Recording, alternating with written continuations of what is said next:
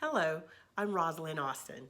I'm a licensed minister, a general licensed minister with the United Pentecostal Church International.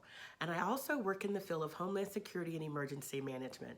I've worked in this field for almost 20 years. I've done a lot of disaster responses, both locally, statewide, national, and right now I'm currently in this pandemic crisis response that we're all in right now.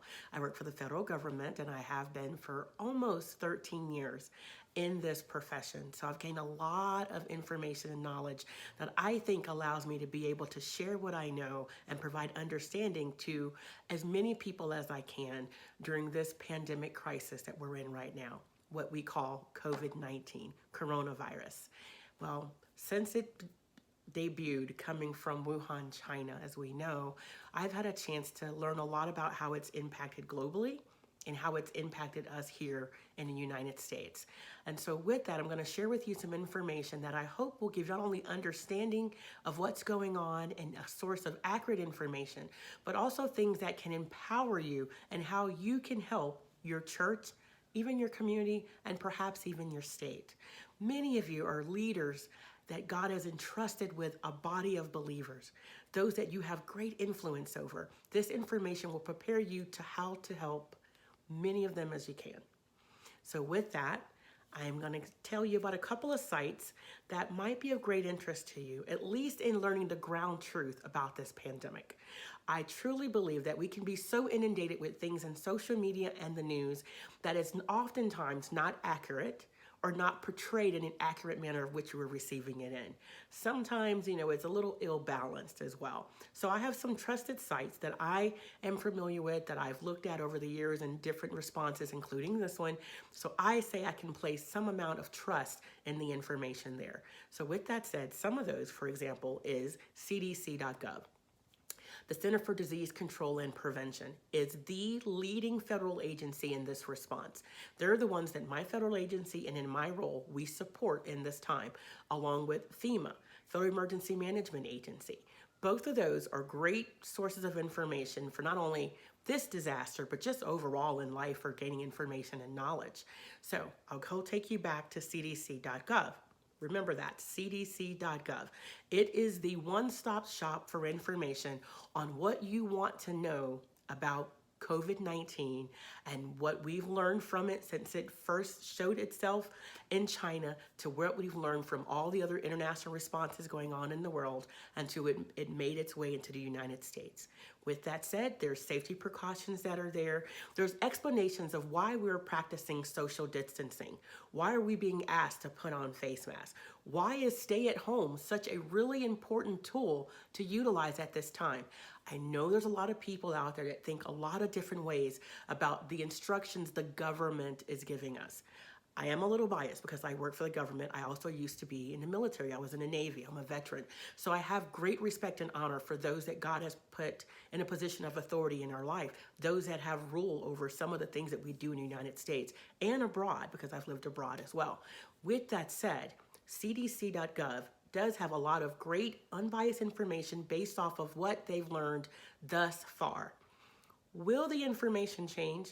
I mean, we started out with a 2-week, right? 2-week stay at home, 2-week self-quarantine, and now they've added an additional 30 days to that.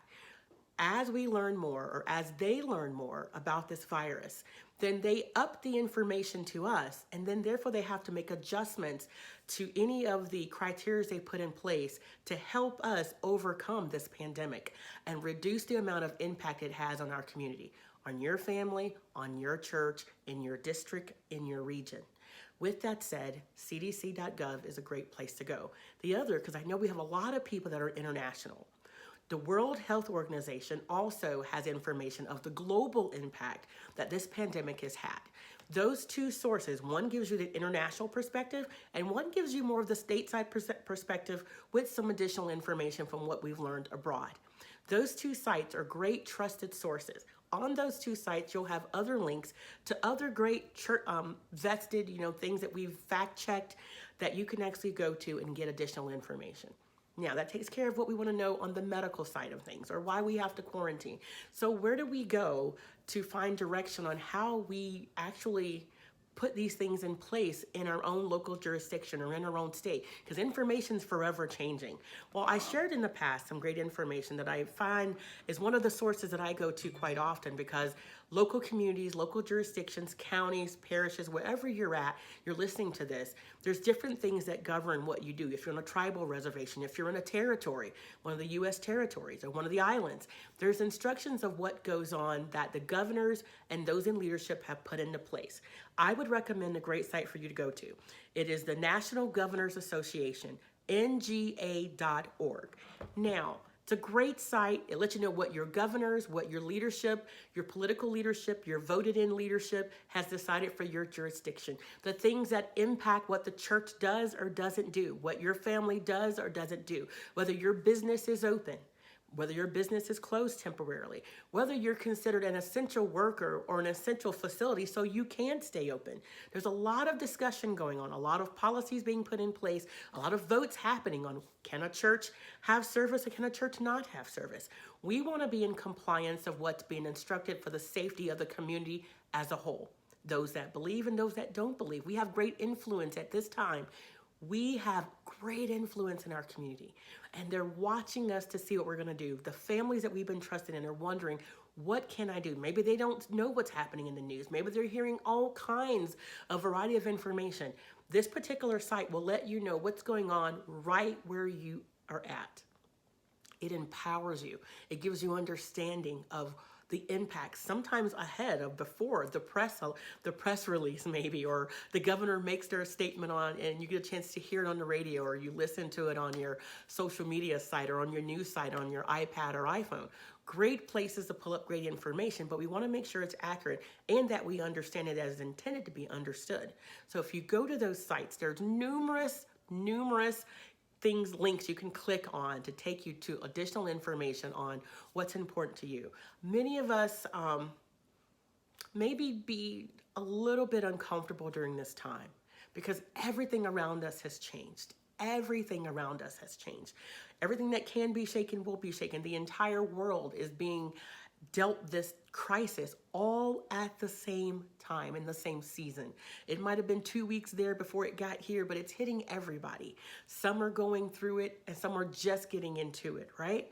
But with that said, there is a need to understand that in addition to being empowered and educated on exactly what this pandemic is, whether you want to know how deep the scientific side is by going into the WHO, World Health Organization or CDC, or what programs it opens up to make available for us during this time of crisis. For example, many of you have heard about the Small Business Association and some of the loans that are become available to us. sba.gov is the place to find out information on, can my church apply? Can those in my church or in my community that own businesses, can they seek services? Will this help them? I'm not going to go into detail on any of these sites I'm sharing about, but they are great places of reference that you can go to and research away on accurate information so that you can share that information with those that you have influence with, those that you're called to lead. Because someone's going to give that, make that call to you and go, pastor or leader or you, what can I do at this time? My business is being shut down. We were not considered critical infrastructure. We were not considered an essential, importance. I don't know why my store couldn't stay open, but Walmart could.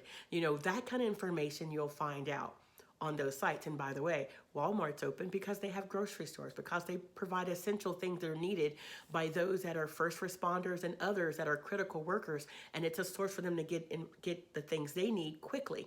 That's why certain stores are open, but there's also other places you can go. For example, United States Department of Agriculture has a lot of great feeding programs that we know as food stamps, WIC programs.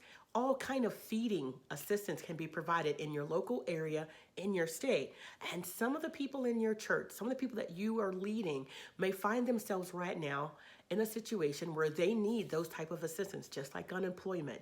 Go to those sites and you'll know exactly where to go. Check out your state website. It's often a great resource for just what's going on in your area. If you didn't want to go to that larger site, the National Association of Governors, because it covers all of the United States and territories, you can go simply to your state website and look up information there.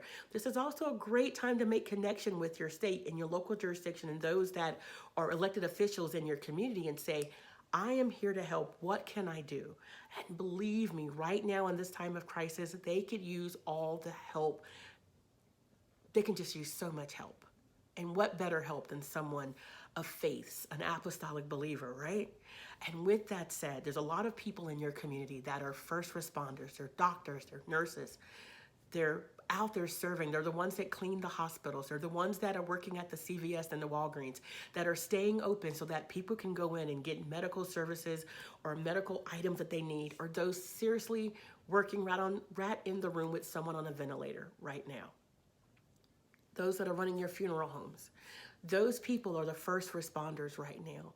So if you know anyone that are in the medical field, in the medical profession, there's a great association that's apostolic, and it's Apostolic Healthcare International, ahi.global, ahi.global, Apostolic Healthcare International.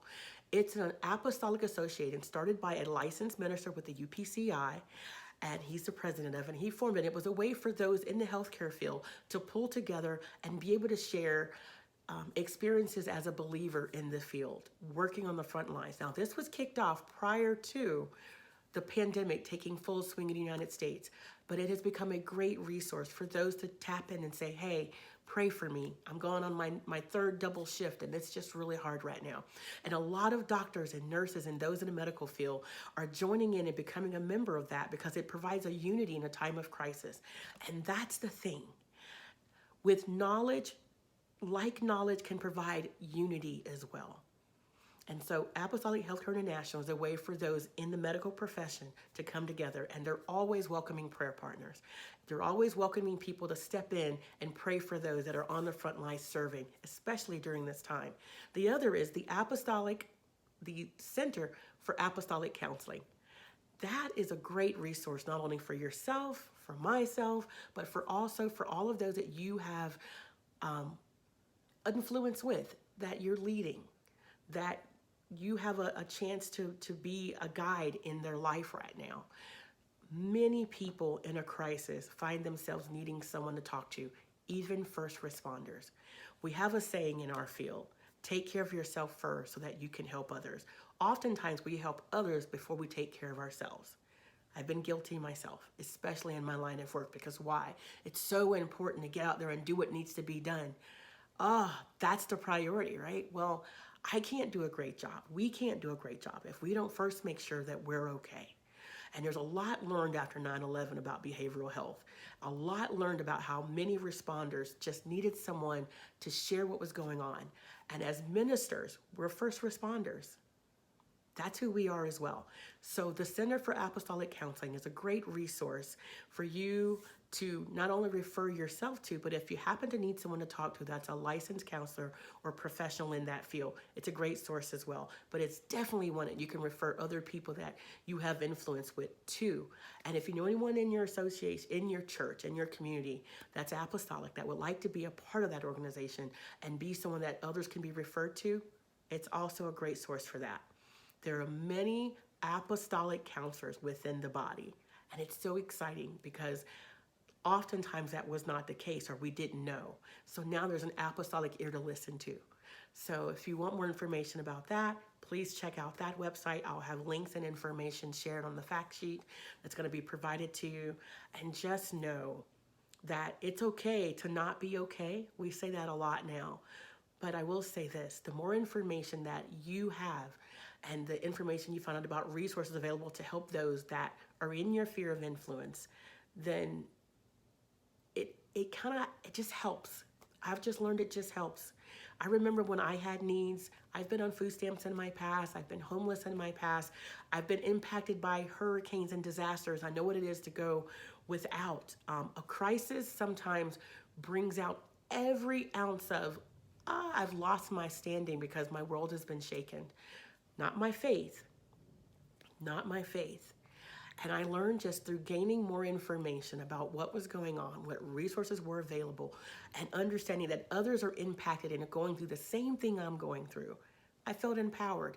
And I took the information that I learned, all the resources I learned about, some because I had to use them myself, and I took that information and I passed it on. And by passing it on, I helped someone else find the light in this crisis. They didn't get their lights cut off. They did have a way to get food. No room for pride in the kingdom is what I told myself time and time again.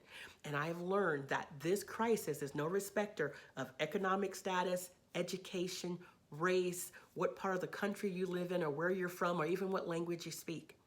It's impacting all of us. We've all been brought to the table together. And I understand that. And because I understand that, I want to make sure we all have something to eat. I want to make sure we all walk away with information and knowledge that gives us some kind of strength to face what's going on. And then we take that information and we pass it on and empower and help someone else. Because I understand what it's like to not know where to go for help, to not know what resources are available to help me. And I suffered longer in my situation, some because of pride and some just because I didn't know what was available. I've given you some great information. I'll have more on this fact sheet. There was not time to cover it all.